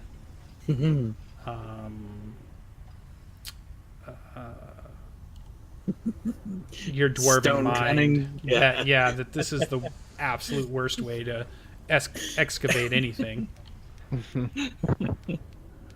And you'd probably be very embarrassed if another dwarf happened to be seeing this. So the fourth hour's gone by. You have not found anything. Lots of dirt, lots of rock. And how far down are we? I mean, because you're probably at about an 8 foot to 9 foot mark at this point. All right, so it could still be like 20 more feet down. It's just really rough ground. I mean, you're not able to make a ton of headway. It's hard work trying to break this ground apart, break it into small enough chunks that you could move it. And it's even slower now with just a bucket, one bucket moving back and forth. All right. Whilst we're doing that, who's left? Because it's, I guess, why doesn't Edrim and Ardreth look around for, like, I don't know, another way in? Like, maybe there's a ground level cave entrance or something. I'll I'll take a search look around around for this them. plateau as I'm switching out with hauling the bucket. I can do the same. Okay. Yeah, so we're into the fourth hour. You guys are kind of moving around the plateau. You don't see any cave entrances. You actually don't even see any walkways up to the top of this plateau. It's just kind of it's definitely like a 20-foot cliff face down to a small edge, and then it's another 20-foot cliff face, and then it's down to another plateau. And it's stone, ice, and rock mostly.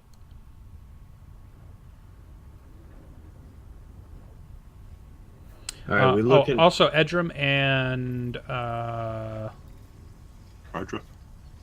Ardreth. You guys can do an investigation roll as you're walking around. Okay. Yep. Nope. All right. So hour number 5 happens. Just as your shield gives way, Greybeard, and just as the axe's haft is broken from continuous beating on the ground, you feel the shield make a very different sound, as if you've hit some other type of material. Oh, fellas, we may have gotten to pay dirt, not dirt. We found some buried treasure. Yeah, what he said.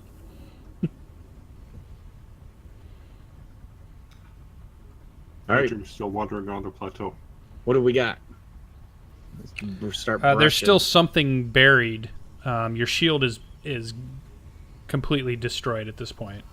Axe is destroyed. Something's buried there. You're not going to be able to get it out with your hands. You need something else.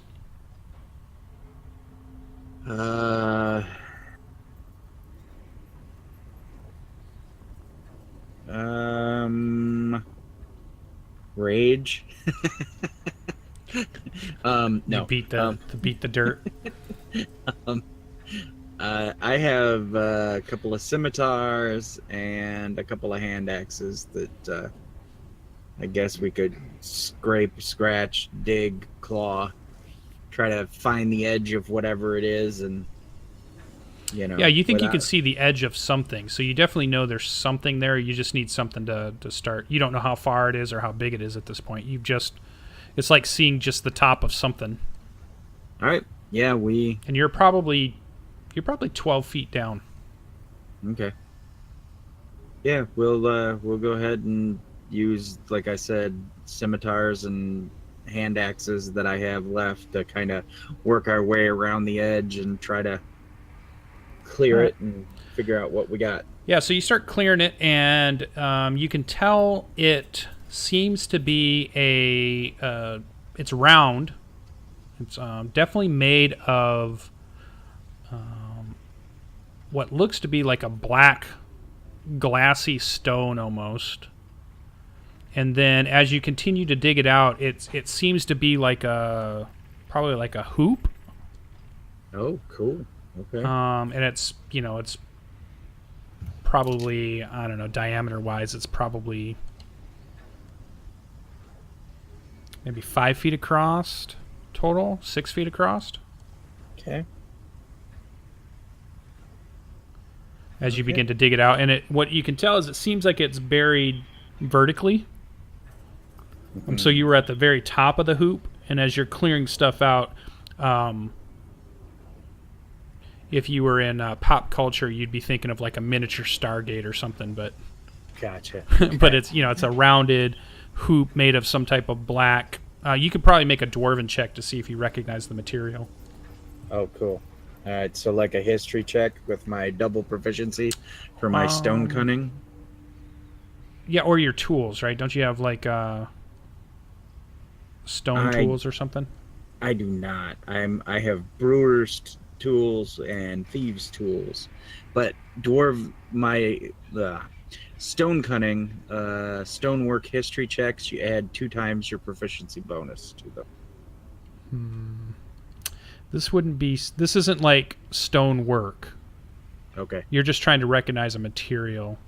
Okay. So just history, arcana. It's not a history. I would say it's a nature, because you're trying to figure out what material it is. All right. But this isn't maybe your strong suit as a dwarf. It sounds like you're more of a brewer and a. Yeah. So I get nothing from my stone cunning on this. Just a nature. No, check yeah, it's straight up? not. It's not stone cutting at all. So it's just nature. You're just trying to recognize the material. Okay. Still pretty good. Though you haven't worked it, you think that it's probably hardened magma. Ooh, cool. So you've seen that, in some of the Dwarven forges that they use active volcanoes or the chutes of actively volcanic areas, and then they use that to heat the forges sometimes. So you've seen magma before, and you recognize that kind of cooled magma stone that it creates when it cools. All right. Sweet. Okay. And, yeah, you're able to excavate the whole piece. And I think the best way to get it out of here would probably be have the cargo nets from the airship pull it out. Yeah, you don't think it's not super heavy. Oh, okay. All right. Um, So with my stone giant strength, can I get it out of yeah, here? for you, it's easy to pick up. Okay. All right. All right. Then that's what we'll do. Okay. I'll throw throw a rope down to help him come back out. 'Cause I would assume that it's pretty steep walls on the hole. Yeah, I assumed he dug straight down. All right. Yeah. Thanks, Jarral. All right, yeah. So you guys are up on the out of this 12-foot hole, and you have the, it's like a black magma that's cooled. It's probably about a 5-foot hoop, 6-foot hoop. Does it have runes, etching, rings, rims, anything to it that's No. okay? All right. Spinning rims. When you say hoop, does it look kind of like a giant ring, or is it like a flat disc? No, it's definitely tube-shaped all around, and it's definitely circular.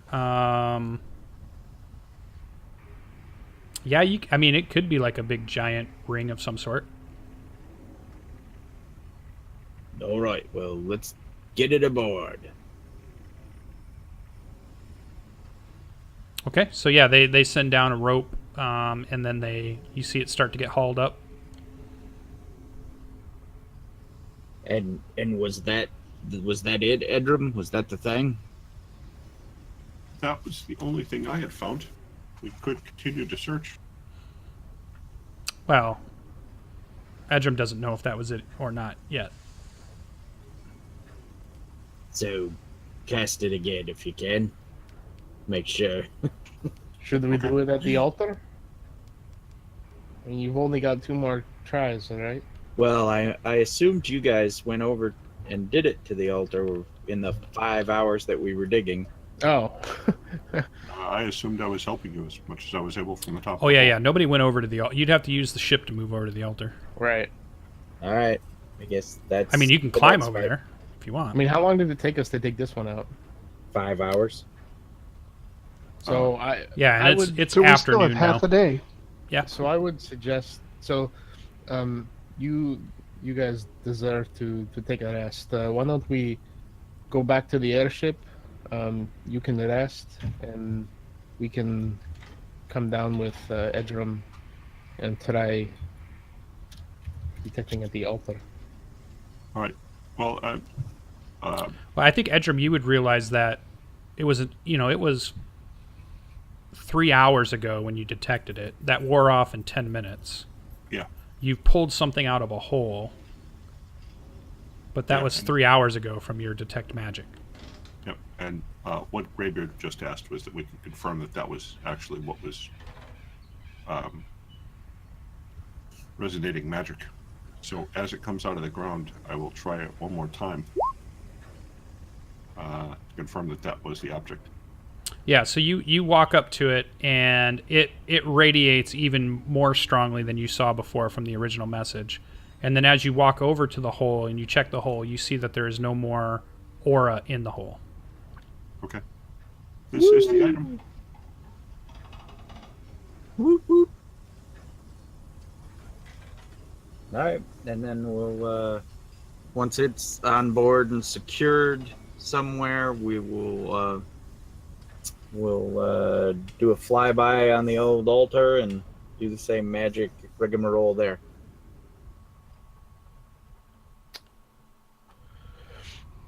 Just to detect, I mean, we would probably have to wait a day to dig down. I guess while we're up there, can we ask the crew if they have shovels, like in case they get stuck in the snow or something?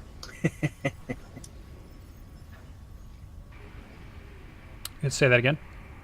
Yeah, can we? This is Colonel saying that, not Jarral. do they have any shovels on board? For... No, you asked the crew? You asked Delphine? Yeah, the crew, yeah. Yeah, they do not have any shovels. Whoop, whoop. Not good. Can they spare any people to help us? Or do they have any utensils that would help with digging? Well, let's see if we need to dig first. True. Delphine doesn't. I mean, they have spoons and forks and stuff, but everything else is, it's like light so that the ship can actually fly. They don't have lots of digging equipment on board. 4.5 years later. Can't get along with this spoon. We're gonna need some new spoons. Did they tell us? Did they indicate how? Was there only one artifact here? Perhaps we don't even need to look. Well, there was no, there's only one thing, but there were artifacts at each of the sites. So, I mean, if we have one more opportunity to detect magic, then I'll perhaps go we back. should use it today. I cannot imagine. I mean, an altar is usually a very significant piece in a find. I can't imagine there not being some significance there. well, all right. Yeah, we go over. Yeah, we go over to the altar, and Edrim uses his detect magic. Okay. So the ship kind of swings back around. It begins to descend to over the top of the altar. She kind of gets the ship in position, and you hear a cry out from one of the lookouts that something approaches from the sky. Oh crap! All right. As we're still getting into position. Yeah, as they're just about ready to throw the ladders over when you hear the one in the crow's nest yell out. So it's you hear him. It's hard to hear him because he's up over where the balloon is. You can't see him. All right. They're try to look out as best we can, and Yeah, you can't see past the balloon. You don't see anything like on the horizon. You hear him yell out at the top, and then you see the balloon seem to ripple. And then the ship acts very weird, and it sways to the left and to the right. And you're not sure what's happening. I climb. Athletics Okay. check to get up top. Yeah. There's a ladder up to the top of it. It crawls around the outside of it because it's like a big air balloon style balloon. Yeah. So you climb around the outside circumference of it.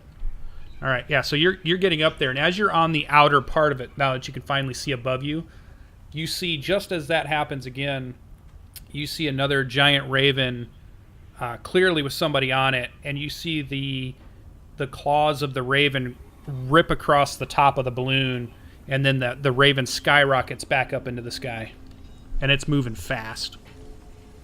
And you can see a bunch of ravens above you. All right. Well, as soon as I get it to the crow's nest, I'm gonna. Well, before you get up to that part, you hear a tearing sound, and you hear Delphine yell out, and she begins to try to maneuver the ship, but it's not responding very well, and it starts to rapidly descend Okay. as she's fighting the controls at the helm. And then you Right. see another raven streaking in, and another raven streaking in. You still have a ways to climb up. You see no sign of the lookout. Okay. Nothing I can do till I get into a position. As soon as I can get somewhere to hold Okay. on with one hand and throw with another. Are you still going to the crow's nest? Unless I can start throwing from here, yeah, I will make my way to the crow's nest if that's what I yeah, have you can to give do. it a shot. You have to wait until because they're dive bombing from extreme Yeah. altitude at speed, so you kind of have to wait, and you're holding on. So Holding first thing you're action, going to as it were. do, yeah, first thing you're going to do is just to hold. Go ahead and make a. This would be a strength check. Well, athletics is fine. All right. Yeah, so you're holding on. Another set of ravens comes down. You have a chance to throw, as you're hanging from a rope. As the thing is beginning to careen to the south, you can make a javelin throw. All right.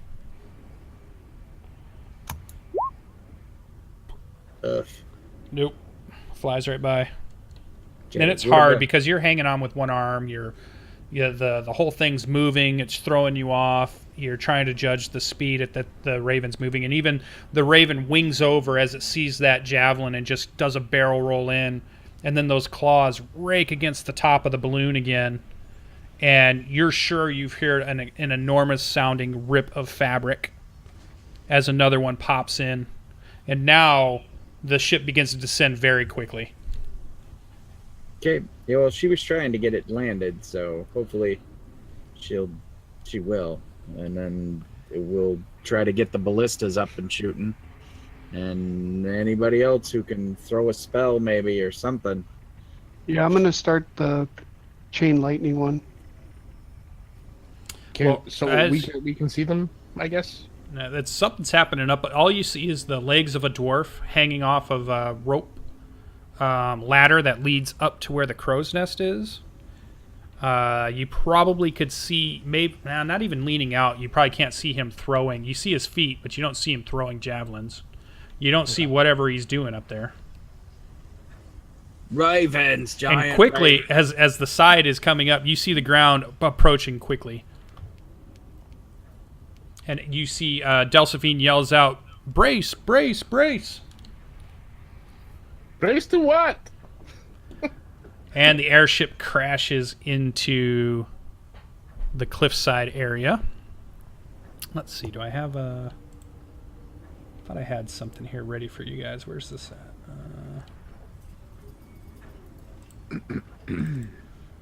Let's do this.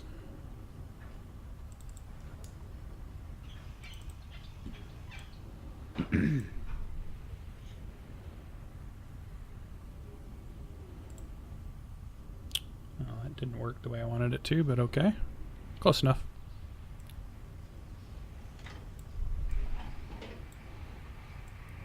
It's probably... I don't think it's 100 feet wide, but close enough. Crashes into the central area here as the ship wedges itself into this area here, and then the balloon kind of deflates, and everybody is going to need to make a dexterity saving throw as the ship hits the side of the icy crags in the area here, wedges itself, smashing onto the ground, and then the balloon wheels over as it begins to deflate air. Oh my god, that was with a 10 bonus. Ooh.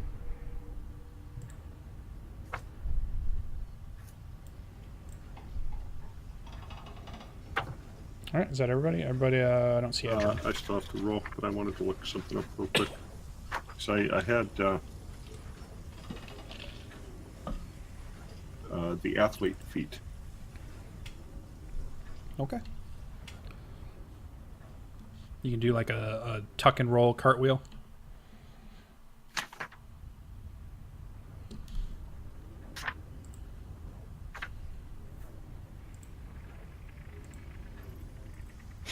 I think that was a tuck without the roll. Yeah, I still haven't found it in the book. Just go ahead. Go on, Lucian. It should be in the compendium, right? I don't think the feats are. Or at least Yeah. they're... The only one that's in the compendium is Grappler.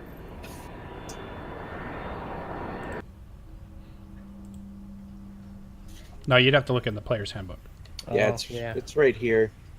What do you need, Spammy? I've got it. Okay.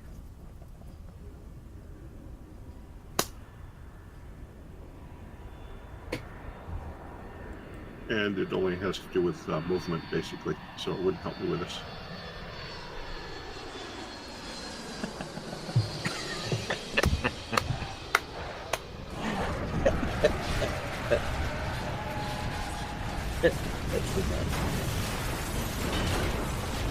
Oh, the huge manatee.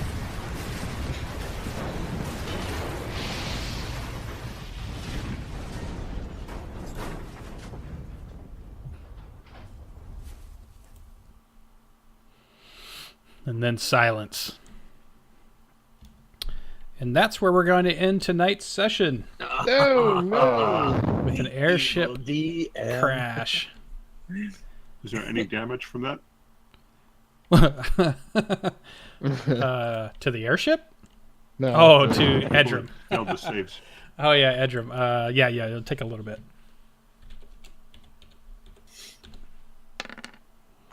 So you takes 4 bludgeoning damage to your knee as you bang it into one of the railings. Oh, that's not bad. Shh. Don't care. Don't make it worse. Now, you guys being only 20 feet above the ground when it actually happened, it probably isn't as terrible as it could have been. Felt As terrible to as it Jarral. could have been. No, it definitely is violent. Feels violent, even crashing at that. And it's a huge thing. You see the air balloon kind of deflate over the side, covers half of the wreck, other half of it's open. Some of you are probably underneath it. Some of you are out on the deck part that's not covered. Greybeard, how good was your roll? Really good roll. So you were able to clear yourself, and you're actually probably up on this plateau at that point. Okay. As you come off of the balloon. The rest of them are down in this ravine area underneath the ship. And that's where we will end for tonight. We will come back next Monday and find out what happens as we've just had the airship down. Can we radio Episode. in for another one? So we're going to show Watership down for a minute there. And you see shapes in the sky above Greybeard. Definitely, you count probably about 8 or more. They have riders. And as that happens, one last time, You hear a voice in the distance. Oh, the humanity!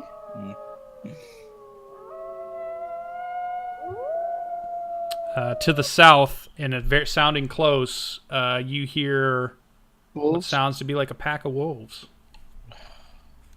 I feel a rage coming on. So we will see. We're going to have our awesome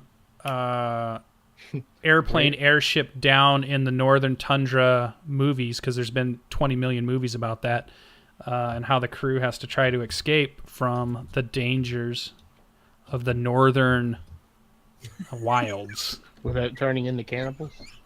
That might happen. I'm eating Greybeard first. Oh, shoot. Yeah, I don't have to run faster than wolves. I just have to run faster than Greybeard. All right, so thanks for joining, everyone. Thanks for everybody that was in chat. Looked like we had quite a active chat out there. Thanks, Chessex, showing up. We had Tavern Sparrow in there. We had I didn't see him type very much, but I thought I saw Sonic. Yep. Agrippa showed up for a bit. So that's all pretty good. And Indoor Adventurer was with us for a while. He's going to be in the Wednesday night one-shot, so definitely come back. So if you want to see more Dungeons & Dragons this week, there is going to be... You can go watch me play Tomb of Annihilation with, we think, PB, who's going to attempt to play on an iPad or something. They've rigged something up to try this. We're going to play Tomb of Annihilation tomorrow on Anaris' channel, Anarisis.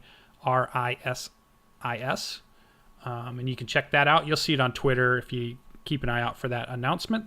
And then Wednesday night, you can swing back by for a one-shot of the Crypts of Kellamvor, where we take a new group of characters through an adventure that was written by some of the people in Neverwinter, the online MMORPG, and they posted it in the Dragon Plus magazine. We're going to play through it. And then you won't be able to see Thursday night, even though we will be gaming on Thursday night. You can swing back by Saturday morning for my Saturday morning D&D show with Jordan, the PH is silent, from Forgotten Realms Explained YouTube channel. And we're going to have a special guest. Questing Beast is going to join us from his YouTube channel. Ben, and we're going to be able to talk a whole bunch of D&D and DM stuff during that session. And then Sunday, you can join us at 9 p.m. Eastern, and I have another guest showing up for the Standard Array show, and that is Don't Stop Thinking. We're going to be talking to CJ Jung, who's from Australia, and he went to PAX Australia and was doing some Adventure League D&D convention stuff as a DM, and we're going to get into talking about running games at conventions and whatever else we seem to talk about. Lots of Dungeons and Dragons, I'm sure.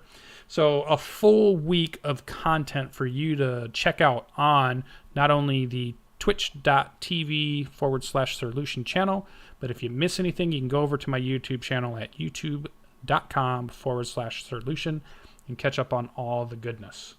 Just posted the links. Yeah, thanks for that. You can check out some of the other players. Also have YouTubes and Twitches. You can check them out by looking up for their names. Greybeard's Tavern, his Twitch channel and YouTube channel, and also MC Colonel's YouTube and Twitch channel, or one of the streaming sites. He's doing one of those. Twitch. Okay, Twitch channel. All under their names. And that is it for me. We're going to let these guys go as we come around to the 11 o'clock hour, and I hope you join us next week for another fantastic adventure. See everybody next week. Bye-bye. Later.